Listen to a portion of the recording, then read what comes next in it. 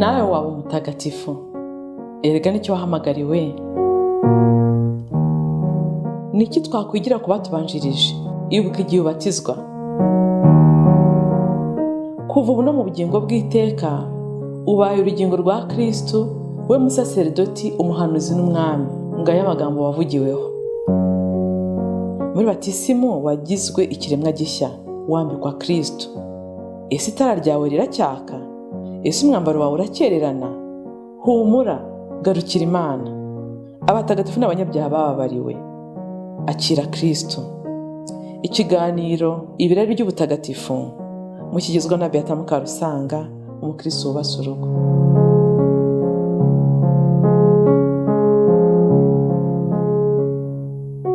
Bavandimwe mukurikiye ikiganiro ibirari by'ubutagatifu Kristo Yezu akuzwe.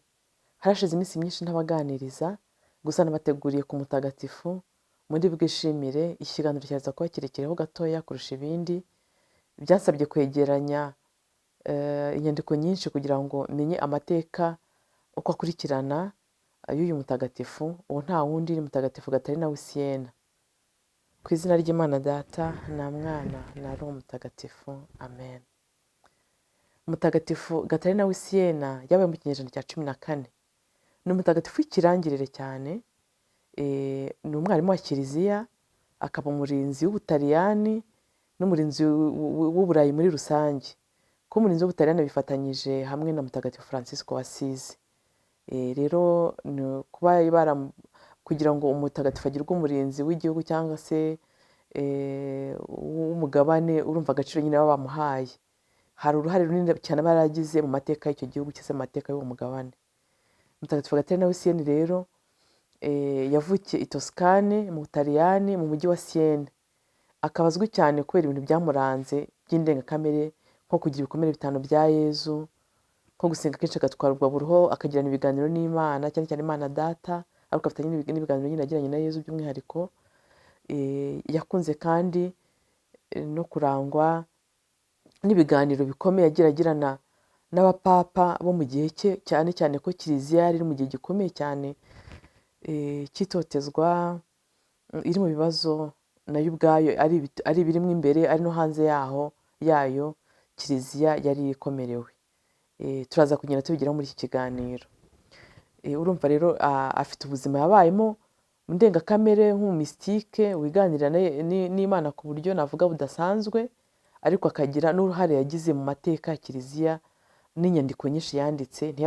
Ntiyarazi kwandika, sinzi niba atarazi gusoma, ariko ntiyarazi kwandika, ku buryo inyandiko ze, cyane igitabo cyamamaye cyitwa Le Dialogue, igitabo kirimo ibiganiro yagiranye n'Imana Data, ni dicté, ni ibyo yabaga avuga abandi bakandika. Amazina ye y'ibanze rero ubundi ni Gatarina wa Benikaza. Gatarina wa Benikaza, ko se yitwa gutyo, yitwa Benikaza. Yavutse ku itariki ya 25 z'ukwa gatatu 1347. Urumva ko ari ku munsi mukuru wa Annonciation, Bikira Mariya abwirwa ko azabyara umwana w'Imana. Avukana n'impanga, yaje kwitaba Imana nyuma. Mu rugo iwabo bavutse ari abana 25, we akaba 23. Rero baje kongeraho undi bareze, umwana w'umuhungu bareze amaze kuba imfubyi, nyuma y'uko icyorezo cya korera cyari cyarateye muri icyo gihugu, cyahitanye 1/3 cy'abaturage bacyo. Bityo rero uwo mwana w'umuhungu kiza kumugira imfubyi. Uwo rero yaje gufasha, aho akuri yaje gufasha Gatarina, kuko yaje kuba umudominikani. Tommaso del Fonte yaje kuba n'ubundi umudominikani.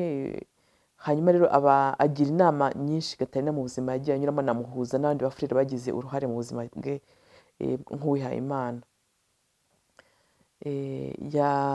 Yitabye Imana ari i Roma ku myaka 33 nk'iya Yezu.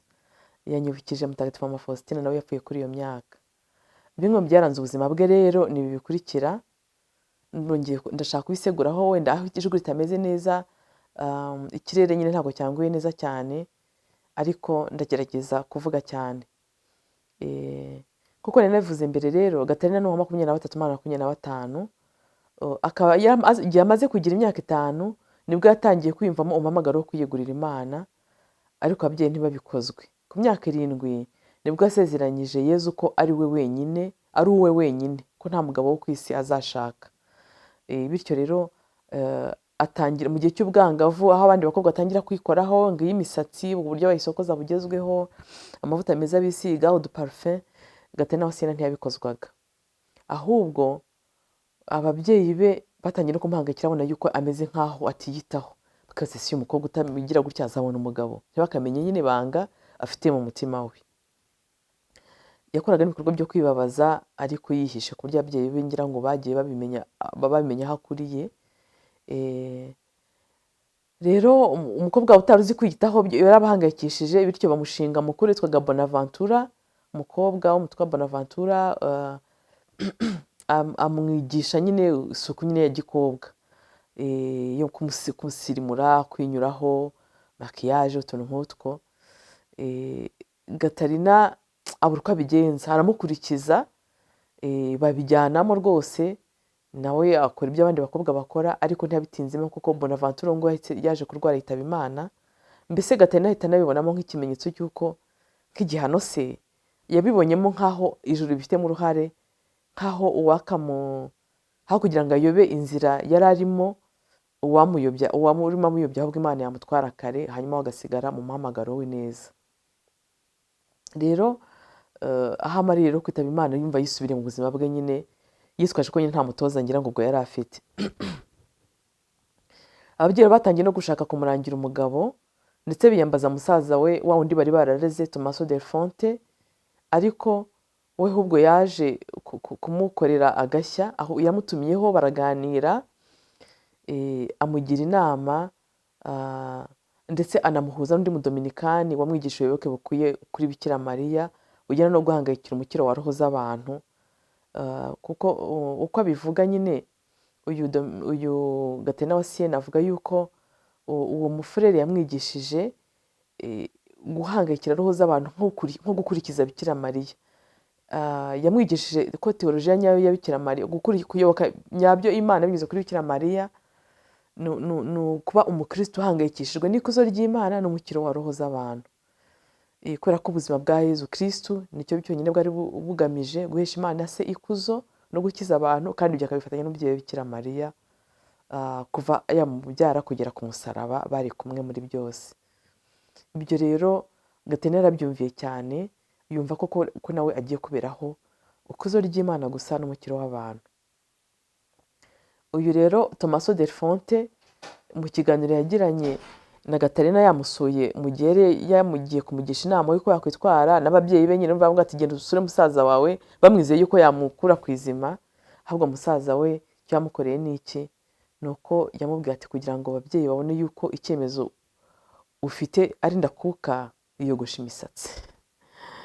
Gatarina akiri aho ngaho mu badominikani nyine yariyogoshe, ataha nyine umutwe nta musatsi uriho. Nawe uribaza umuzungukazi kwa kundi bayitereka, ukuntu bayisokoza, agataha nyine nta musatsi afite. Ababyeyi nyine bahise babona yuko abakura inzira ku murima koko, gusa no batangira kumutoteza, bakamukoresha imirimo y'agahato, imirimo yagakozwe n'abandi basanzwe babafasha mu rugo, akaba ari we uyikora, ndetse bamukura no mu cyumba mu nzu, bamushyira muri annexe, kugira ngo mbese bamwereke yuko akwiye kwisubiraho. N'ibitabo yasomaga barabimwaka, bakavuga ati nibyo bikurangaza, bagira ngo wenda azava ku izima, ariko n'undi ibi byose. Nyuma rero yaje kurota inzozi za Mutagatifu Dominiko amuzanira ururabo rwa risi n'umwambaro w'abadominikanikazi. Yaje rero kubinjiramo koko, yinjira mu dominikanikazi, ahagira n'ibihe bidasanzwe n'Imana na Yezu bigaragarira mu byo yanditse. Ubwo nyine n'abandi babimwandikiye. Ikindi kidasanzwe cyamuranze ni mariage mystique, ni ubukwe bwe na Yezu. Mu 1368 se wa Gatarina yaje kurwara yitaba Imana, nubwo umukobwa we ntabwo atari yarigize adahwema kumusabira kugira ngo inyagasana amukize. Muri uwo mwaka ariko nibwo Gatarina wa Siena yagize iyerekwa ryagumye mu mutima we rikanahindura byinshi nanone mu buzima bwe. Yabonye Bikira Mariya amuhereza akana Yezu, maze kamwambika impeta irabagirana ku rutoki, kavuga kati jyewe umuremyi wawe n'umukiza wawe, shyingiranywe nawe mu kwemera, ukazagukomeza kugeza ku munsi w'ubukwe bwo mu ijuru butagira iherezo. Urumva iryo sezerano Yezu yamugiriye amusaba yuko nawe yarikomeraho. Kuva uwo munsi Gatarina yumvaga ko yambaye iyo mpeta ndetse akanayibona, ariko abandi ntibashobore kuyibona. Nyine ni ibintu bitagaragara n'amaso, ibintu biri mystique. Nuko kuva uwo munsi rero arushijeho kwegereza kurushaho abakene, abarwayi. Urukundo afite Imana rutangira kwigaragariza noneho no mu bandi. Bajya batubwira yuko urukundo rugeza umuntu mu ijuru ari ikimenyetso cy'umusaraba, mu giti gihagaze, urukundo hagati yawe n'Imana, n'igiti gitambitse, la ligne horizontale, ni umurongo utambitse uvuga nyine urukundo tugirana n'abo tuvindimwe, abavandimwe bacu, abakristo n'abatari abantu, witwa umuntu wese. Rero yarasanzwe akunda Imana byimazeyo. Amaze kugira iyo mariage mystique, atangira noneho kubonera Imana muri abo bababara, akabegera kurushaho, ndetse ibitangaza byinshi bikaba, benshi bagakira mu bo yigeraga cyangwa se afasha. Noneho urumva 1968 nibwo 1968 nibwo yagize iyo mariage mystique. Noneho mu 1970 noneho Gatarina yiyemeje kurushaho kwita no ku by'isi, ku buzima bwa buri munsi bw'abantu batuye isi. Agahangayikishwa n'ibyaberaga muri kiliziya, akavuga ati ariko ubu ntacyo nabikoraho.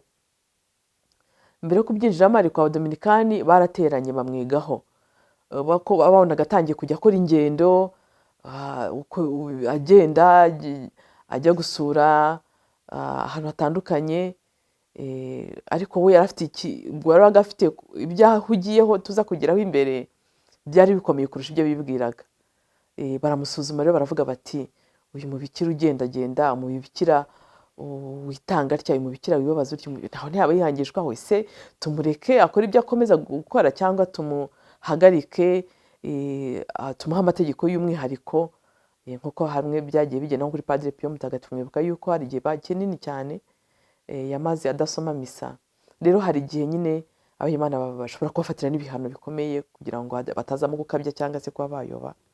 Na Gatarina bagize ubwo bwoba rero, ariko baje gusanga mu by'ukuri ubwo bwoba ari ubwo gusa, baramureka, bamusubiza uburenganzira bwe, akora ibyo asanzwe akora. Kuri Pentecoste rero, urumva nyuma y'imyaka 4 iyo nama ibaye, kuri Pentecoste 1974, ariko inyandiko zimwe nabonye zandika na 1975, nibwo Gatarina wa Siena yahawe ibikomere bya Kristo ku birenge, mu biganza no ku mutima. Gusa ntabwo n'ubundi byagaragaraga inyuma, ntibyabaye nka ya mpeta. Ni ibikomere bya Kristo we yagendanaga abizi ko abifite, ariko abandi batabibona. Yabisabye akomeje Yezu ngo iyo amugirire imbabazi yo kwigaragaza inyuma, kuko arasanzwe n'ubundi atotezwa. Rero yavuga ati noneho baravuga ko nihangishweho ibiki. Rero Yezu abimuha kuko abimugirira ibanga, akabitwara mu ibanga. Amaze kugira ibyo bikomere bya Yezu, yabonye imbaraga zidasanzwe muri iyo crise nyine kiliziya yari irimo. Yatumye ndetse Papa Gerigori wa 11 ahunga, akava i Vatican akajya kuba Avignon mu Bufaransa. Byatumye Gatarina wa Siena afata urugendo ajya kumusura. Nyuma yo kumwandikira amabaruwa menshi, mu mabaruwa yanditse yagiye amubwira yuko nyine abona kiliziya yaragiye ihangayikishwa n'ibintu bihita, aho kugira ngo ahangayikishwe n'ikuzo ry'Imana n'umukiro w'abantu, amutota avuga ati kora inshingano zawe. Noneho bigeraho ajya no kumusura, ndetse bigera naho amukura mu buhungiro, aramuhirikiza, barahagurukana amugeza ku ntebe ya Petero, ati icara ahangaha niho ugomba kwicara. Urumva uwo mugore atarasanzwe, ntabwo yari asanzwe pe. Umuntu ujya guhagurutsa Papa yahungiye ati garuka iwawe. Urumva hari undi wari ngira ngo hari ibiganiro baragiranye n'undi wari ngira ngo wari warahicaye, hanyuma amusubiza intebe ye. N'umugore rero très influente, arakomeye. Ikindi bavuga ko yagize uruhare runini mu kumvikanisha umujyi wa Florence mu Butaliyani wari warigometse hari kuri Papa. Bigaragara ko uwo mujyi utaruvugaga rimwe nawe, ariko agira ibiganiro bituma bumvikana hagati ya Florence n'intebe ya Petero. Ikindi nawe navugwaho ni uburyo yakunze bikomeye ububabare bwa Kristo. Avuga ko ububabare bwa Kristo ariyo nzira y'umukiro. Gaterina yakunze kuzirikana cyane ububabare bwa Yezu, akavuga ngo ibitabo byanditse ububabare bwa Yezu nibyo bitabo biruta ibindi byose ku isi. Ivanjiri y'ububabare yari iramubereye urutare yegamira, niho hantu yakuraga imbaraga. Ikindi rero avugaho nanone, avuga ati amaraso ya Kristo niyo dukesha umukiro. Yakundaga ububabare bwa Yezu cyane agashengerera n'ayo maraso yatumenewe. Yakunze gusoma nanone iriya baruwa yandikiwe Abahebureyi.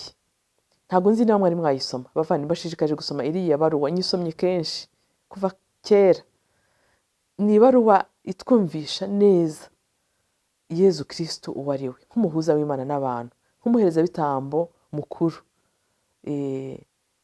Umuherezabitambo, Imana ubwayo igira umuntu ikaza ku isi kugira ngo umuntu muri we ahinduke Imana, nk'uko n'Imana muri we yahindutse umuntu. Ubwo buherezabitambo rero bumeze gutyo, buhera no kwigira umuntu kwa Jambo, bugakomeza ku musaraba no mu buzima bwose bwa Yezu, nibwo iriya baruwa ivugaho. Rero yakunze kuyisoma akabona ko Yezu rwose ari we koko, ari we nzira itugeza ku Mana, ni we teme. Akavuga ko nta wagera rwose kuko kuri Data atanyuze kuri Yezu Kristo wigize umuntu, akaza kudusanga akatugira natwe nk'abagenerwamurage w'ubumana, tukinjira mu bumana kubera Kristo wigize umuntu. Kuzirikana ubuzima bwa Yezu, avuga ko bituma roho yifuza kumwigana mu buzima bwe bwose, ububabare, kwigomwa, kwitsinda n'ibindi. Ibyo kandi bituma umuntu ahita yakira imibabaro yo mu buzima bwe busanzwe, ndetse akifuza n'irenzeho. Harimo abantu bifuza ibibabare.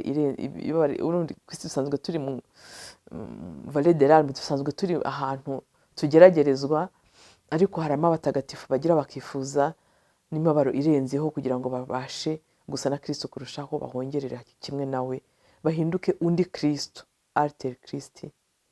Yakunze kuzirikana ibaruwa yandikiwe nyine Abahebureyi, nari nabivuze. Hano ndimo ndabona igishushanyo, nizere ko kiza kugaragara muri iyi video, aho Gaterina wa Siena apfukamye, ibumoso bw'umusaraba, iburyo hari Mutagatifu Dominiko, nkaho mbese ari Yohani. Najyaga mbibona mu Dominikani nkayoberwa ibyo ari byo, basi nibo bashushanyije. Iruhande hahagaze Bikira Mariya, hakaba hari umubikira, n'ahandi hahagaze Yohani, ukabona ni umufurere wambaye ingofero y'abafurere b'Abadominikani. Rero ngo ni Dominiko ahagara nanuza na Gaterina wa Siena, muri iyo sene nyine y'ububabare bwa Yezu, bapfukamye munsi y'umusaraba wa Yezu, bahagaze. Donc Gaterina arapfukamye, Dominiko arahagaze. Ariko nko bari Dominikani ba Kacyiru, njya mbona nyine bombi bahagaze. Ni igishushanyo gifite icyo kivuze cyane. Nawe waba Yohani munsi y'umusaraba, nawe waba Bikira Mariya munsi y'umusaraba. Iyindi nyandiko yakunzwe yanesipiye abandi batagatifu benshi, na n'uyu munsi Abakarimelita bayikomeyeho cyane. Ni inyigisho ivuga ku cyumba cy'imbere, ubuturo bw'Imana, ubutatu butagatifu muri twe. Hari igihe umuntu ayoboka Imana akigumira inyuma mu mihango, mu masengesho tuvuga, mu biki, ariko ubusabanira-Mana nyabwo ugasanga umuntu atinze kubugeraho. Gaterina rero yanditse byinshi asobanura uburyo roho ya muntu ari inzu y'Imana, aho ubutatu butagatifu butuye. Tugomba kwemera rwose ko Imana mu bumana bwayo ituye muri muntu. Ako ni agaciro gakomeye roho ya muntu ifite. Roho ya muntu ifite ubushobozi bwo gucumbikira Imana. Ibyo yabimenye kare, kuko nyuma yo kumuhanisha kuva mu cyumba yararagamo, b'ababyeyi be bamuvanye muri cya cyumba yararagamo, aho yakundaga kwifungirana asenga, byahise bimuha gusimbura, byahise bimuha kumva yuko uburyo bwo gusimbuza, niba arafite nk'agashapere yikoreye muri iyo nzu ye, amashusho akunda iki, avuga ati ibyo byose inzu Nyagasani atuyemo yishimira kurushaho, ubwo ni inzu naho ndi. Imirimo yanjye mporamo n'ibiki byose nabyo nabisingirizamo Imana ituye muri njyewe. Nuko nyine yinjiyemo imbere muri we, akajya aganiriza Imana, adakoze effort nyinshi cyane, kubera yuko nyine Imana iri muri twe igihe cyose twayisanga. Nagira ngo mbashishikarize hano, niba utajya kubikora ukora amasengesho araswa, uvuga isengesho riraswa: Yezu utuye muri njye ndagukunda, Mana utatu butagatifu utuye muri njye singizwa.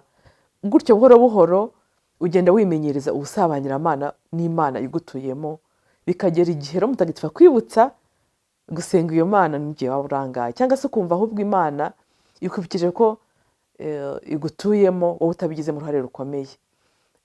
Ngira ngo nimukora umwitozo musasanga ko bishoboka. Mu ibaruwa yandikiye umubikira witwa Alesiya, amwibutsa ko kuba mu nzu udasohoka buri kanya ngo urangazwe n'ibihita byose ari ngombwa, maze bikamwinjiza mu cyumba cy'imbere muri roho ye, aho asanga Imana nziza yuje ubuntu n'urukundo imutegereje, maze bakanzika ikiganiro kidacutsa. Avuga ko kwirengagiza Imana idutuyemo bitera umujagararo, kuko kwiyinjiramo bituma twimenya tukanamenya Imana.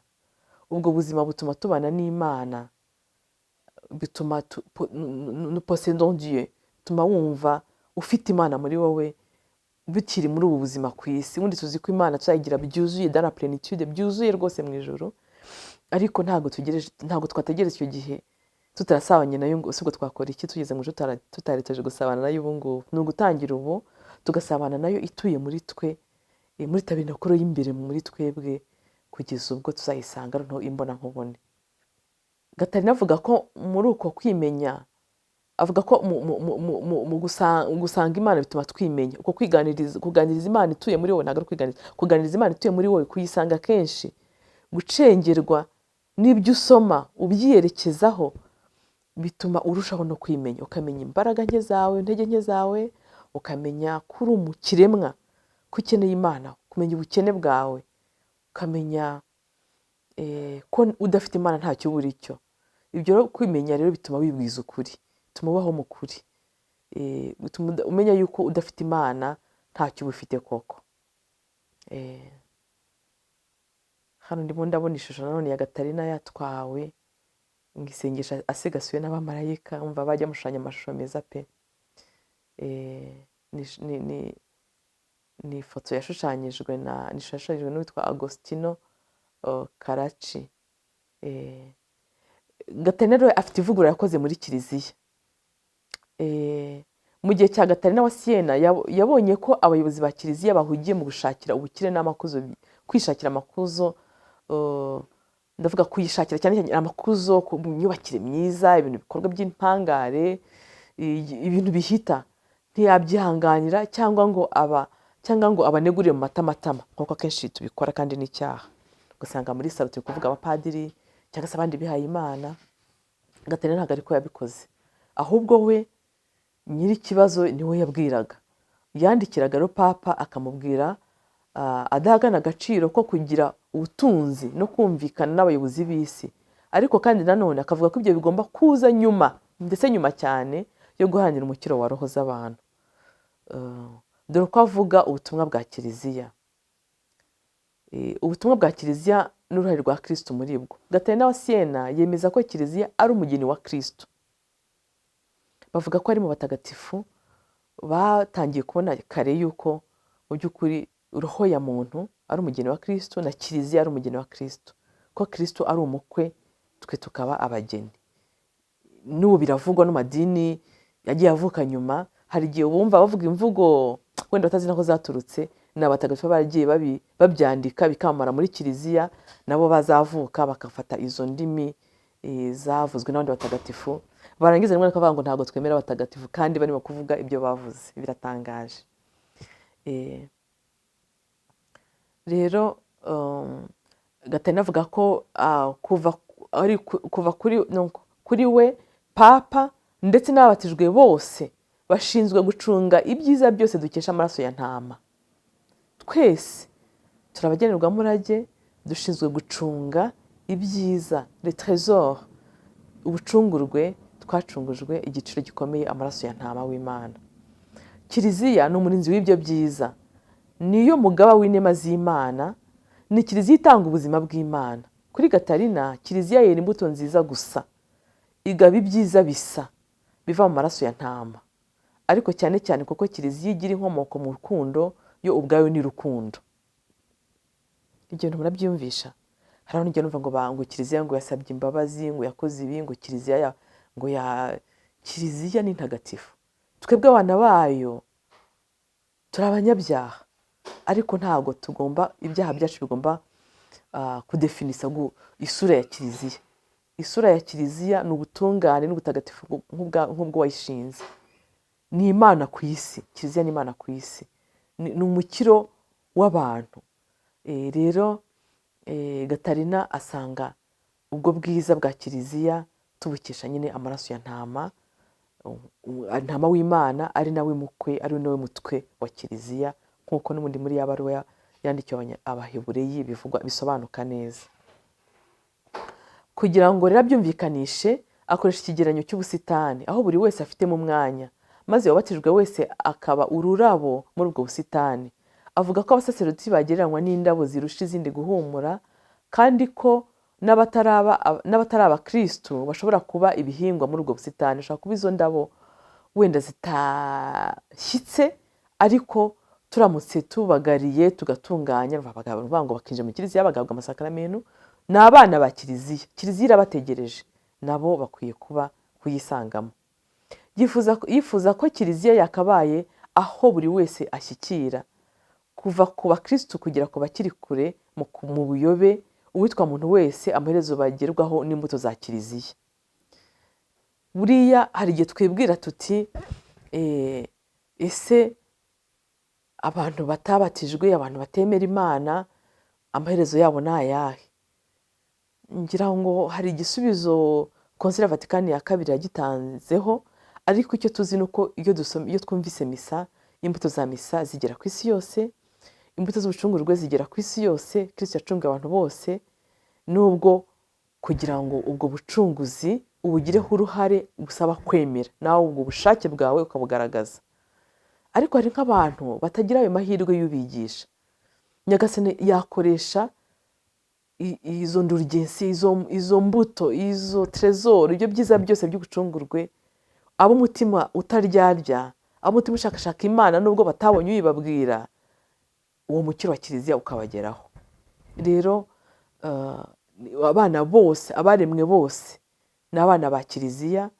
Wenda aho bitandukaniye, uwabatijwe akaba umukristu, uriya we ni kiliziya, ntabwo ari umwana wa kiliziya, ahubwo ni kiliziya. Iyo ni imvugo y'undi muntu nawe tuzaganiraho kera, abayobozi babinyemereye, ariko reka muvuge, yitwa Madre Trinidad. Avuga yuko, n'ubisobanura neza cyane, avuga isura nyayo ya kiliziya, avuga ko abantu bose aho bava bakagira, uwitwa umuntu wese ni umwana wa kiliziya, ariko uwitwa uwa Kristo, umukristo ubashijweho na Kristo, ukabishwa n'amasakaramentu, ukaba dans l'état de grâce, uriya we ntabwo ari umwana wa kiliziya, ahubwo ni âme église, ni kiliziya ubwayo. Ibibera muri kiliziya bibera no muri roho ye. Uko Imana ituye muri kiliziya ituye no muri roho ye. Ni birebire, twazabiganiraho n'igihe cyabyo kigeze. Reka tukomeze kuri Gatarina wa Siena mutagatifu. Yagiye abona rero ko ibibazo byari muri kiliziya byakemurwa nuko kwiyumvisha agaciro k'ubucunguzi, k'ubucungurwe, kandi no guharanira ku mukiro w'abantu. Kiliziya yo mu gihe cya Gatarina wa Siena yarimo ibibazo bikomeye. Navuze ko Papa Gregori wa 11 yahunze akava ku ntebe y'i Roma akajya Avignon, ngo hafi y'umugezi wa Rhône mu Bufaransa, ariko hafi mu Budage hari niho Avignon hari, ngira ngo iri. Nyuma yo kwandika amabaruwa atandukanye yandikira Papa wahunze, yafashe urugendo bamufata ukuboko tariki 17 z'ukwa mbere 1977, bagarukana i Roma, amutera imbaraga zo gusubira mu nshingano ze. Yandikiye Papa Urbain wa gatandatu, ari nawe wasimbuye Gregori wa 11 aho amariye gutanga, ngo ashake inama y'abantu b'abatagatifu aba aribo bamugira inama. Hari ukuntu nyine umuntu yakikijwe n'abantu b'abatagatifu bamugira inama ntagatifu. Nawe aravuga ati byose mubagukikije, gerageza ushakemo abarusha abandi ubutungane, bakubera abajyanama, gutyo nawe uzajya ufata ibyemezo muri kiliziya bifite umumaro, bigirira abandi akamaro kurushaho. Rero yamugira iyo nama, atashaka abantu bafite imigenzo myiza, ndetse ntiyatinya no kumubwira n'ibindi byisumbuyeho. yaramubwiye ati ububasha ufite bugera kuri bose, ariko amaso yawe agarukira hafi cyane nk'aya rubanda rwose. Urumva ataramutonganyije? Yarahangaraga yarahangaraga, ariko njye numva ari ubwo butwari bw'umurimo. Hari igihe umukristo aba umukristo akageraho avuga ati ese mu by'ukuri natinya nkageza ryari? Rero hari igihe biba ngombwa ko hari wabwira ukuruta, n'ubundi bajya babica mugani mu Kinyarwanda ngo igi ryahannye inyoni, sinzi nabi ari uko bawuca, ariko ndumva hari byenda kumera gutyo. Murumva ko umugore utaratinya gukebura papa ari umugore udasanzwe. Mu baruwa kandi yandikiraga abantu batandukanye mu babikira yayoboraga cyangwa babaga mu muryango umwe, yabashishikarizaga kurwanya urugamba bakiyibagirwa, bagahatana kugira ngo batsinde urugamba kiliziya icyo gihe yari irimo. Amasengesho yabo yabashishikarizaga yatumye hari benshi bagarukira kiliziya, ndetse hari na benshi cyane bavuye mu busilamu, abo bitaga les infidèles muri icyo gihe, bahinduka abakristu, kandi abakristu b'imena, ndetse babera urugero abakristu babisanzwemo bashyizemo utuzi bakabimenyera. Abakristu baje muri icyo gihe, baje abakristu bafite imbaraga nyinshi zituma kiliziya isubirana itoto, niko navuga. Hano ndimo ndabona igishushanyo cya Mutagatifu Gatarina wa Siene ari mu rugendo ruva Avignon bajya i Roma ari kumwe na papa. Ni dessin ishushanyije neza cyane, yashushanyijwe n'uwitwa Girolamo di Benvenuto.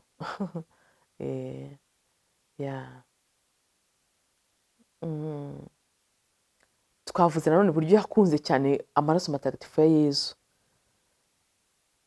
Buriya amadevosiyo agiye atandukanye muri kiliziya. Usanga hari umuntu ugenda akarangamira umutima mutagatifu wa Yezu, utamirije ikamba ry'amahwa, wababaye, utwaye inabi ya muntu uyibabarira, urafata amaraso watumeneye agashengera amaraso ya Yezu akayamisha ku banyabyaha b'isi yose, akagira ate, mbese ubuyoboke bugiye buri kwinshi. Hari uwifatira ishapure akayikomeraho ikamutumbagiza. Rero Gatarina wa Siena we yakunze cyane kuzirikana ku maraso matagatifu ya Yezu, ndetse binashishikaza n'abandi batagatifu bo mu gihe cye nka Mutagatifu Brigitte wa Suwede, babayeho mu gihe kimwe. Nifuza ko tuzamuganiraho bidatinze. Umutagatifu Brigitte de Suwede ni wa wundi nyine tuziho ya masengesho 15 yubaha inkoni Yezu yakubiswe.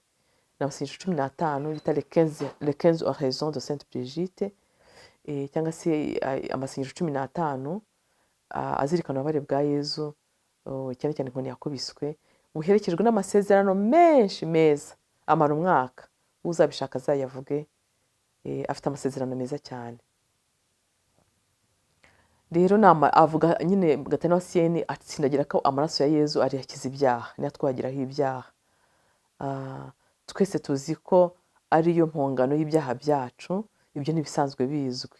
Gatarina wa Siena avuga ko umukristo wese agomba kumenya ko ari ku rugamba rukomeye, cyane cyane arwanya kwikunda, amour propre. Avuga ko umuntu yigiramo imbaraga z'urukundo ziri ukubiri. Urwa mbere rutuganisha mu kwikunda no gushaka ibitugwa neza gusa, ni igicumbi cy'ubwikunde. Urwa kabiri rutuganisha ku Mana. Izo nkundo zombi ntizihura, ahubwo rumwe ruhora mu ntambara n'urundi. Yezu ati ushaka kunkurikira niyiyange, yibagirwe ubwe, aheke umusaraba we maze ankurikire. Gatarina wa Siena rero ari mu bantu bake baranzweho kuvuga ku bijyanye n'amarira mu isengesho. Namwe mujya mubyibaza, wari wasenga ukumva urarize? Gatarina wa Siena hari icyo abivugaho. Aravuga ati mu yabwiye nyine kwandika cya gitabo muri dialogue, ikiganiro yagiranye kenshi n'Imana Data, asobanura iby'amarira agaragara mu isengesho. Tubisanga muri icyo gitabo ku mutwe wacyo wa 48 kugeza ku 97. Avuga ko Imana yamwigishije ibyo teolojiya isanzwe yita impano y'amarira, le don de larme, icyo avuga n'icyo amaze mu buzima bwa roho.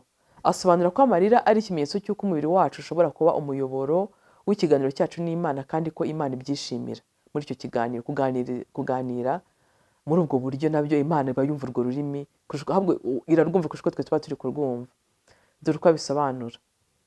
Avuga ati icya mbere, hari amarira aturuka ku marangamutima ya kimuntu, mu rukundo runyamubiri, kwizirika ku bintu no ku binezeza by'iyi si.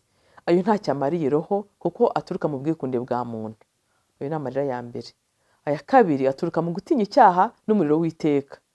Nubwo adaturuka ku butungane, kuko nyine aturutse mu rukundo ndengakamere rw'Imana, aho afite agaciro mu buzima bwa roho, kuko atuma nyine umuntu atinya icyaha. Aya gatatu aturuka mu gutangira gukunda Imana umuntu amaze kumenya ubwiza bwayo, ariko aba agifite agaciro gake kuko atavana muntu muri bwa bwikunde. Icyiciro cya kane cy'aya marira ni aturuka mu rukundo umuntu afitiye abavandimwe, maze umuntu akababaririra kubera azi urukundo Imana ibakunda, kandi hari wenda baba batabizi. Urumva, ayo marira ashingiye ku mutima ufite impuhwe. Ayo marira afite agaciro gakomeye. Intera yisumbuyeho rero ya nyuma ni iyo amarira umuntu arira aturutse mu buryohere bw'ubumwe n'ubusabanyiramana.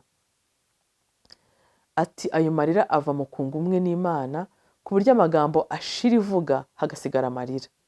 Ubwo amarira aba yabaye ururimi ruvuga ibirimo bibera muri roho, niyo abwira Imana urukundo n'andi marangamutima atagira igisobanuro gifatika imbere y'Imana. Gatarina Mutagatifu yitabye Imana tariki 29 z'ukwa kane 1380. Yizihizwa tariki 29 z'ukwa kane buri mwaka. Papa Pawulo wa gatandatu yamugize umwarimu wa Kiliziya tariki 3 z'ukwa 10 mu 1970. Ni umurinzi w'Ubutaliyani, akaba n'Uburayi. Yabigizwe na Papa Yohani Pawulo wa II mu 1999. Byongeye rero, natwe abantu baba YouTubers, abantu bajya mu binyamakuru, abantu bavuga amakuru y'abandi, ni umurinzi w'ibinyamakuru n'abanyamakuru. Yego, Mutagatifu Gatarina wa Siene udusabire. Ese hari ikintu kino kiganiro kigusigiye? Byandike muri commentaire. Murabona yuko arakize. Nta nubwo ubu ngubu nagerageje kuvuga muri make, nagiye mbona inyandiko zifite amapaje n'amapaje nkagerageza kubihina. Ari mu bantu bangoye gutegura ikiganiro kuko yanditswe ibintu byinshi cyane. Gusa nifuza ko ibyo waba wasigaranye wabishyira muri commentaire bigafasha abandi. Hasingizwe Imana, abamarayika n'abatagatifu bayo.